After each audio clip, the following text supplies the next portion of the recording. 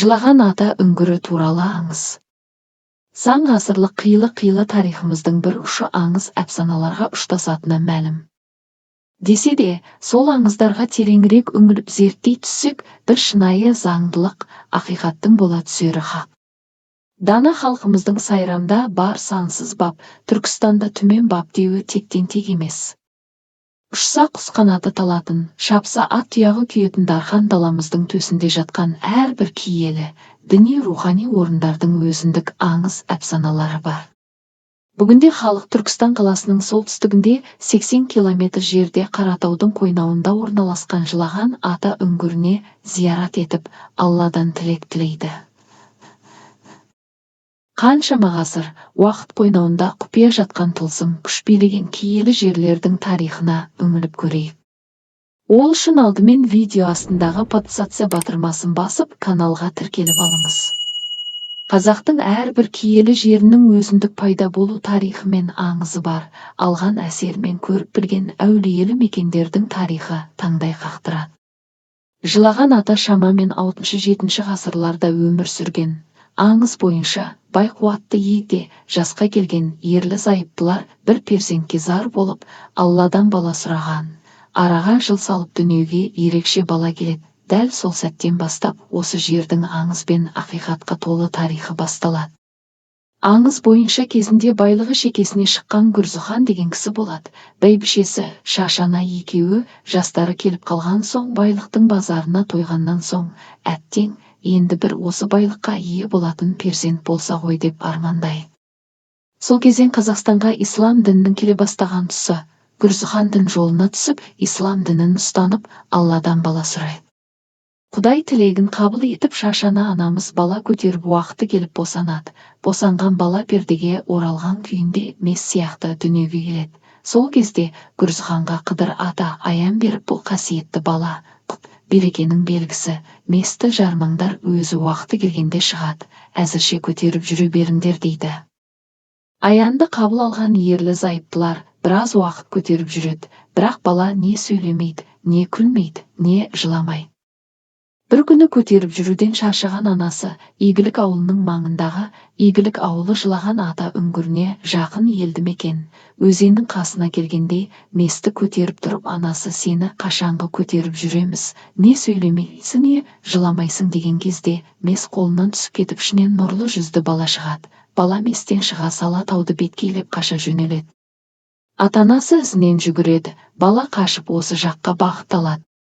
Жол бойында ойнап отырып, артымнан әке шешем шөлдеп келе жатыр деп асатаяғымен жерді ұрып қалып, сол жерде құдық пайда болады. Жылаған ата басына бара жатқанда тас құдық бар. Аталған құдықта киелі саналады. Осы жерге Жылаған ата келіп үлкен тасты асық қылып ойнап отырады. Әке шешесі жеткен уақытта осы жерге бір аунайды да содан қарай жүреді. Әгенсі күзетте өлдің ішіне кіріп кетеді де шықпай қояды. Ата-анасы болса балаға жалынып жалбарынып кешірім сұрап, біз білместік таныттық, бізді кешіре көр, сен біздің баламызсың деп тіл қатқанда, бала ата-анасына былай деп жауап қайтарады: біз мына дүниеде емес, анау дүниеде кездесеміз. Мен үшін алаңдамаңыздар, және арттарыңызға қарамаңыздар. Мен бар күшімді салып сіздер жүрген жерді ырыс ынтымақ пен жақсылық, қуанышқа бөлеймін дейді. Әке шешесі амалы жоқ көніп, мұңайып елге қайтып келе жатқанда, жолда баламыздың жүзіне соңғы рет, бір рет қарап қалайық, мүмкін артымыздан келе жатырған шығар деп, Есеккөл деген жерге келгенде арттарына бұрылып қарайды. Қараса арттарынан нұр болып ағып келе жатқан үлкен өзен жердің астына сіңіп жоқ болып кетеді.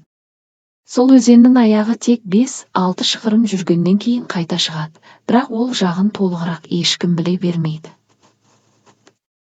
Біз көріп тұрған бұл үлкен үңгір 3 үлкен тесіктен тұрады. Бірінші жоғарыдағы атқылап су ағатын жері, екінші тесігі ата-анасы артына қараған уақытта пайда болған. Бұл үңгір кезінде, яғни әріде басқаша болған бұл жерді кеңес үкіметі кезінде геологтар құпиясын ашу мақсатында зерттемек болған. Үңгірдің ішіне кіріп көру үшін алып тастарды арнайы құралдармен құлатпақ болған. Сол уақытта аяқ астынан осы жерді жыландар мен түйелер қаптап кеткен. Үшіншісі сол кезде пайда болған. Бұл жердің құдіретін осыдан кейін ақ түсіне беруге болады. Қазір жылаған ата жері осы таулы үңгірден ағатын сумен құпиялы да киелі болып тұр. Себебі су тек қана Құран оқыған кезде ғана ағады, және жай ғана емес аяқ астынан, күтпеген жерден сарқырама секілді лақ ете қалады. Оның уақытын ешкім білмейді. Кейде тіпті 1-2 күн деп ақпай қалатын күндер де болады. Алыстан арнайы ат терлетіп келіп жатқан жамағаттар кейде осы жерде сарқыраманың ағуын тосып күндеп апталап жататындар бар. Бастысы ниеттің түзу болуы, ниет адал болса бұйырғаны болады. Енді бұл жердің құдіретлігінің тағы бірі, қаншама отандық, шетелдік ғалымдар зерттеп көру мақсатында құралдармен тексеру жұмыстарын жүргізіп көрді. Техниканы тыңдамайды. Бұл жерге қаншама туристер мен қызығушылық танытып келіп жатқан адамдар көпі.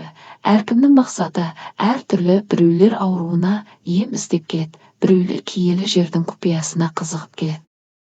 Ауруына ем іздегендер қасиетті үңгірдің зәм-зәм суын ішіп, ауруына шипа тауып жатқандар да бар. Жылаған ата үңгірінің басты қасиеттілігі осында.